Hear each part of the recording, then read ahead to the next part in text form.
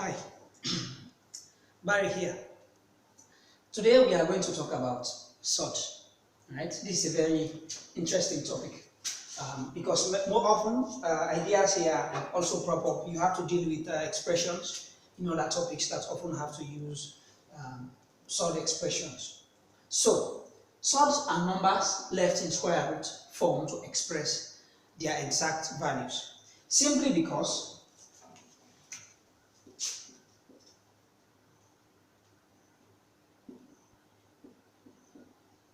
they are easier to deal with that way. Okay? We leave numbers in square root form. The square root, this is the square root sign. Okay? Square root sign. Right? So for example, we might have, say, a number square root of 25. We know that the square root of 25 is what? It's 5. We have a number, say for example again, square root of 36. This gives us, we know it's 6. Right? 6 times 6 gives us 36. So the square root of 36 is 6. Okay? So, and say another one, again say 81 gives us 9. 9 times 9 gives us 81. The square root of 81 is 9.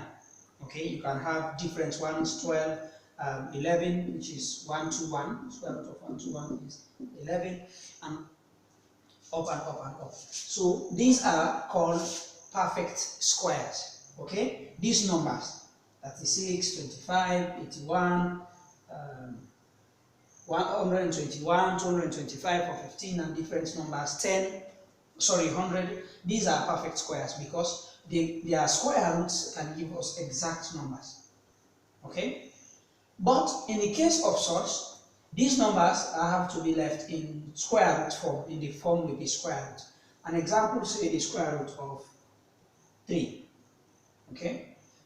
Well, this, if we try to find the square root of 3, we say square root of 3, we have, this is equal to 1.7320508088, and on and on it goes.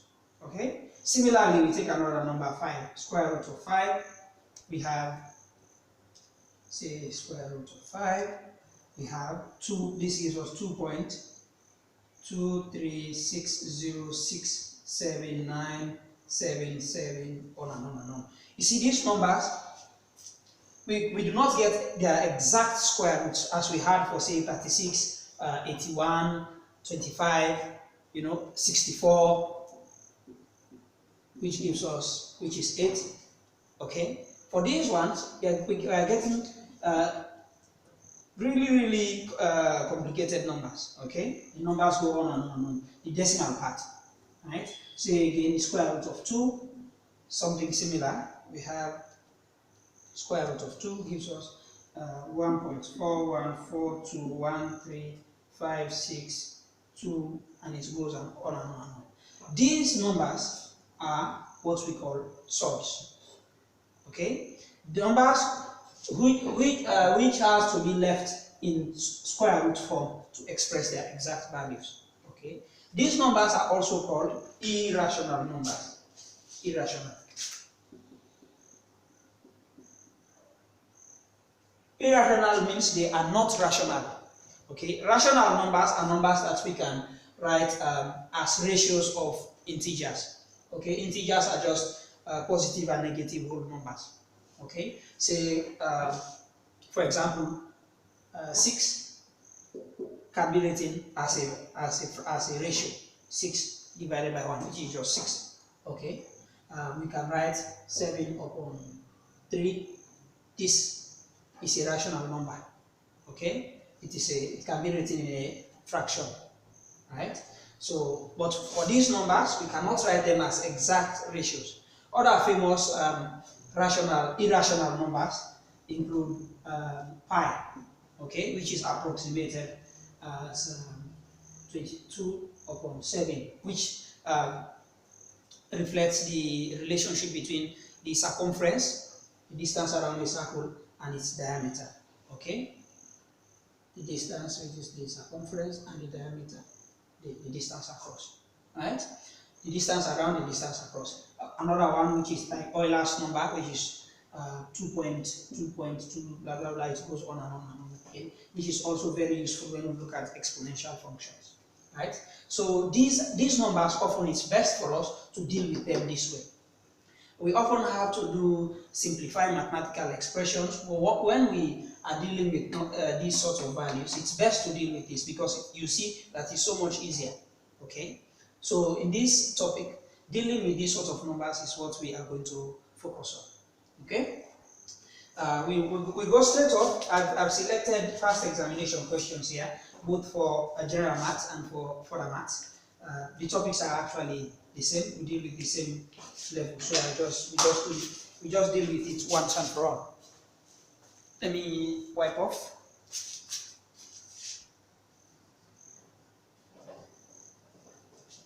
Hope we don't get the board too messed up.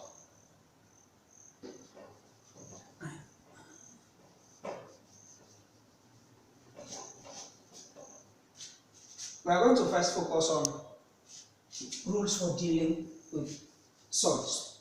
Okay?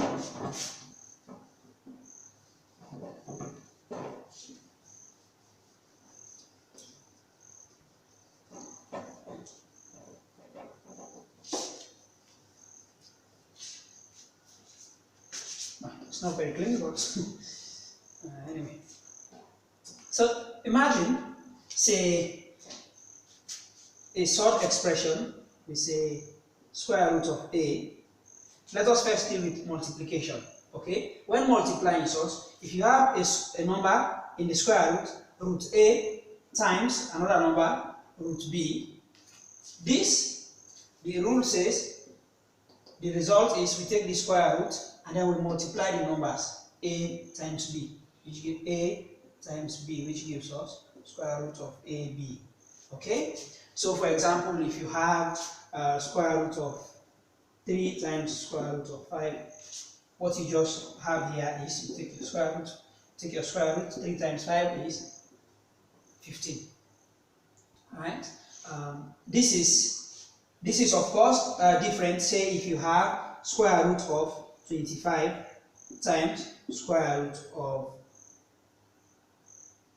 5. Yeah, let's say this. We know 5 is in basic. Fine. This is the idea that is very important here when we come and talk about addition and subtraction, basic form. So this surd is not in basic form. Okay, we can multiply. It has a factor which is a perfect square, which is 25. You can consider root 25 as 25 times 1. Okay, so the 25 is a perfect square because we know that the square root of 25 is 5, which is an exact number. Okay, so for this one, we can reduce it to basic form, which becomes, say, square root of 25 is just 5 times square root of 5. Okay, now this is a similar thing to saying a times root b. If you have to multiply a number, a constant or a term, multiplied by another one in a square root, this becomes a root b. Okay, so in this case the a here is the 5 and here the b is the 5 under the square root side. Okay, so this just becomes 5. This becomes a root b. So in the example of 5 times root 5, our answer becomes 5 root 5. Okay, so these are the ideas for multiplying surds.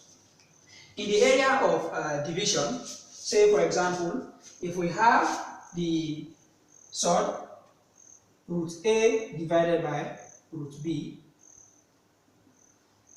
a and b means these are different numbers. Okay, so we can express this as square root of, we take the square root and we divide the numbers, right? A divided by b.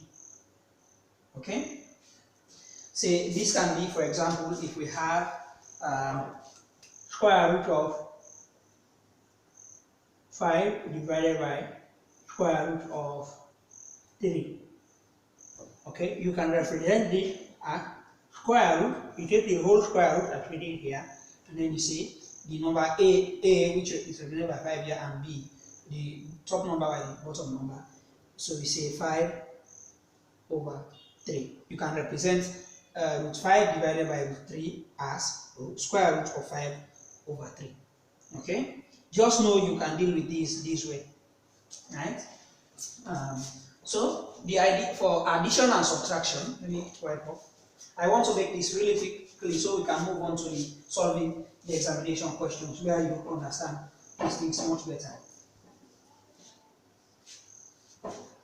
For addition and subtraction, let me say, for example, we are given a sort of expression to simplify.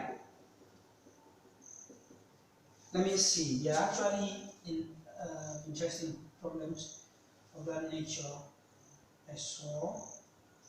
Okay, this is actually 2014 on general maths. Says simplify 3 root 75 minus square root of 12 plus square root of 108. This is an examination question. We are asked to simplify this. Okay, so what we do here, the idea of reducing to basic form is going to be important, because we are looking for at 75 here. We asked ourselves the question: is 75 in basic form? We will know if it is in basic form if it does not have a factor that is a perfect square. Remember, the perfect squares are numbers such as, say, 4, we have 4, 9, we have 4, 9, 16, 36, 64, 49, which is 49, 64, 81, 121, 100, which is 10 times 10, which should have been here, goes 144, goes on and on and on and on. Okay? So these are perfect squares. If there is anything you can multiply with any of these numbers here, then you should do it to put this in basic form. Okay? So for example, we see here 25 is one we missed. Exactly what we should do with here. 25 is a perfect square because the square root of 25 is 5. Same as 16, square root of 16 is 4. Square root of 9 is 3. Square root of 4 is 2. For all these other ones, square root of 144 is 12. Try to know your multiplication tables because this really helps. Okay? So now, to simplify this, we can see that this can be 25 times 3. Okay? 25 times 3 is 75. Okay? So our expression becomes equal to, we say 3, the root, so this becomes 25 times 3. Okay?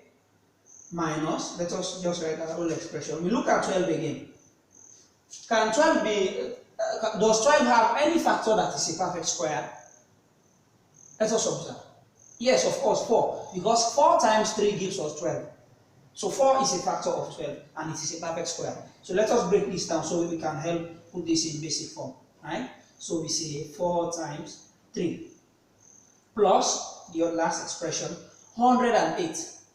For 108, is there any number that does 108 have a factor that is any of these ones?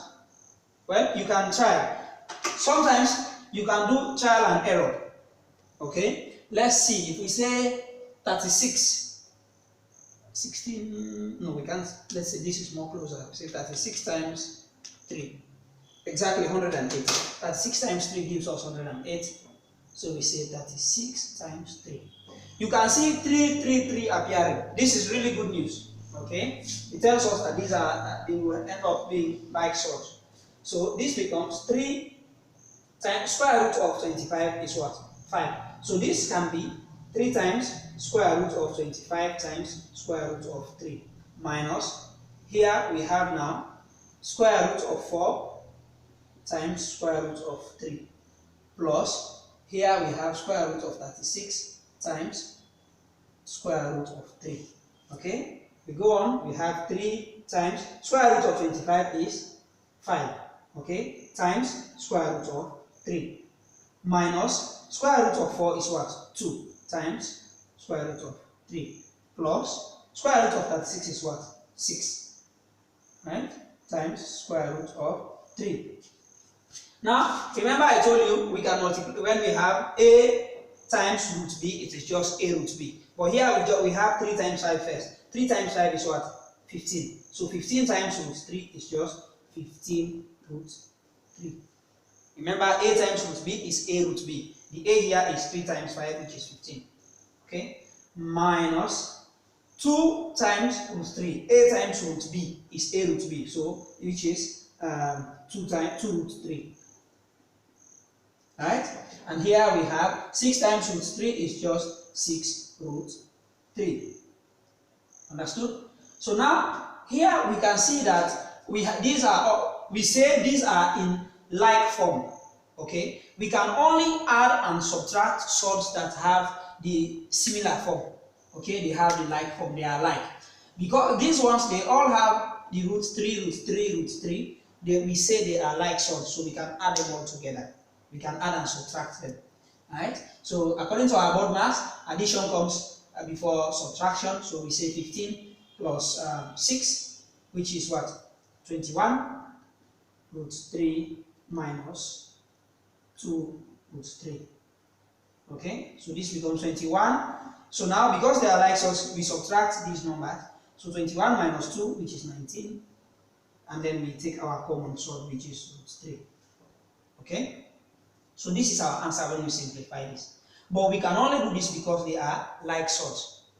Now imagine we had this to be 3 root 70. Let me do this in another column. We say 3 root 75 minus root 2 plus root 12. Okay, say this was our problem to simplify. Now, of course, we know after simplifying this one, we end up having 15 root 3 as we came down through our steps. So this is 15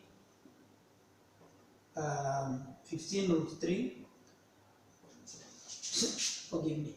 15 root 3 minus this one, of course, it is in basic form already, root 2, because there is no factor that is a perfect square. Okay, so we say root 2 plus. For root 12, we can reduce it to basic form because we know that 4 times 3 is 12 and 4 is a perfect square. So this becomes 4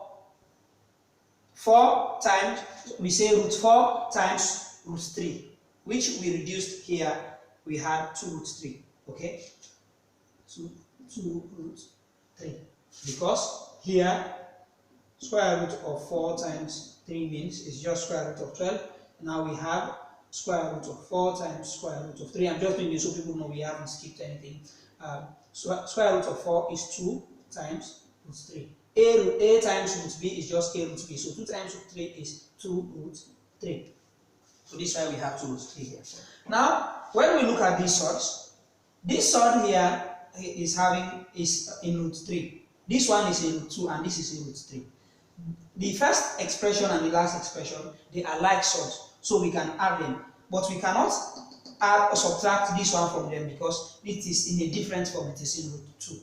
Okay, so root 15 plus root 2, 15 root 3 plus 2 root 3, we can add the coefficients here. We add 15 and 2 is 17. Okay, imagine this as saying we have 15 root 3's here, and then here we have 2 root 3's. If we put those root 3's together, those 15 root 3's we had plus the 2 root 3's are going to give us 17 root 3's. Okay, so just so you can have the concept. Now, we cannot subtract root 2 because it is in a different form. So we just say root 2. So this becomes our simplified form for this question. Okay? We can only add and subtract surds that are alike. These ones are not alike. This is a root 3, this is a root 2. Okay? This is about addition. Now, so yes, we have to simplify surds. Sorry, to add and subtract surds, to multiply and divide them, yes, simplifying them, we have to reduce them first in basic form. Basic form meaning we have to look whether or not the expression under the square root sign, whether or not it has a factor that is a perfect square. Okay? In the case of 108, we observe that if we multiply 36 by 3, we are going to get 108, and we know 36 is a perfect square. It is also a perfect of 108. A factor of 108. So therefore, we can reduce it to a basic form. Right? This idea is very important. Let's talk about rationalizing denominators and conjugate surds before we can solve more